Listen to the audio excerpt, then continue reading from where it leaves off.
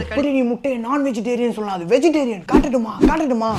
இப்ப பெண் கோழியானது ஆண் கோழியோட இணை சேராம இருக்கும்போது கூட அது 6 மாசம் கழிச்சு முட்டை போடும். அந்த முட்டையில ரீப்ரொடக்டிவ் செல் இருக்கவே இருக்கு. அந்த முட்டையை எடுத்து நீங்க எங்கேயாச்சும் வச்சீங்கன்னா அது குஞ்சு பொரிக்காது. அதனாலதான் நம்ம வெஜிடேரியன் சொல்றோம். இதே இது இந்த பெண் கோழி ஆண் கோழியோட லவ் பண்ணும்போது ஒரு முட்டை கிடைக்கும். அதுல கேமைட்ன்ற ஒரு ரீப்ரொடக்டிவ் செல் இருக்கும். அதுல இருந்து தான் கோழி குஞ்சு உருவாது. இந்த காரணத்தின் அடிப்படையாக கொண்டுதான் அதை எல்லாரும் நான்வெஜ்னா சொல்றாங்க. ஆனா இந்த நான்வெஜ் எப்படி பிரிக்கிறாங்க, அது எப்படி அது நான்வெஜ்னு நம்ம சொல்றோம்னா, எந்த உயிரினத்துக்கு உணர்ச்சி அதாவது சென்சிட்டிவ் இருக்கோ அந்த உயிரினத்தை கொல்லும் போது அந்த உயிரினத்துக்கு தான் சாக போறோம்னு தெரியுதோ அந்த மீட்டை தான் நம்ம நான்வெஜ்னு பிரிக்கிறோம். இதுதான் காலங்காலமா எல்லாரும் சொல்லிட்டு இருக்காங்க. அது பாவம், அது உயிரினம் அப்படின்னு சொல்றாங்க. அப்படி நம்ம பார்த்தோம்னா நம்ம சாப்பிட்ற அந்த செடி கொடியில கூட தான் ஒரு செல் இருக்கு.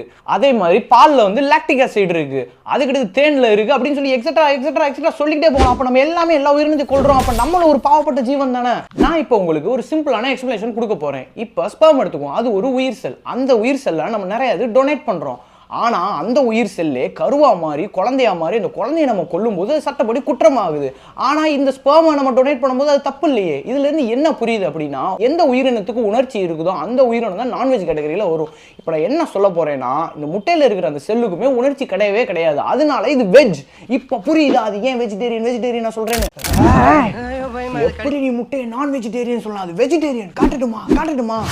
இப்ப பெண் கோழியானது ஆண் கோழியோட இணை சேராம இருக்கும்போது கூட அது 6 மாசம் கழிச்சு முட்டை போடும். அந்த முட்டையில ரீப்ரொடக்டிவ் செல் இருக்கவே இருக்கு. அந்த முட்டையை எடுத்து நீங்க எங்கேயாச்சும் வச்சீங்கன்னா அது குஞ்சு பொரிக்காது. அதனாலதான் நம்ம வெஜிடேரியன் சொல்றோம்.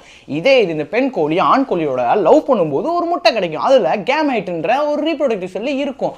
அதுல இருந்து தான் கோழி குஞ்சு உருவாது. இந்த காரணத்தின் அடிப்படையாக கொண்டுதான் அதை எல்லாரும் நான்வெஜ்னா சொல்றாங்க.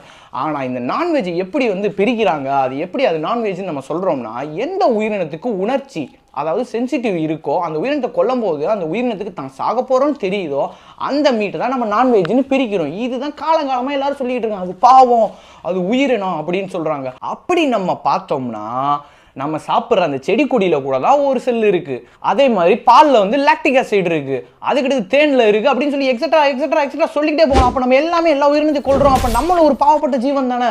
நான் இப்போ உங்களுக்கு ஒரு சிம்பிளான எக்ஸ்பிளேஷன் கொடுக்க போறேன். இப்போ ஸ்பெர்ம் எடுத்துக்குவோம். அது ஒரு உயிர் செல். அந்த உயிர் செல்ல நம்ம நிறைய டொனேட் பண்றோம். ஆனா அந்த உயிர் செல்லே கருவா மாறி குழந்தையா மாறி அந்த குழந்தைய நம்ம கொல்லும்போது சட்டப்படி குற்றமாகுது.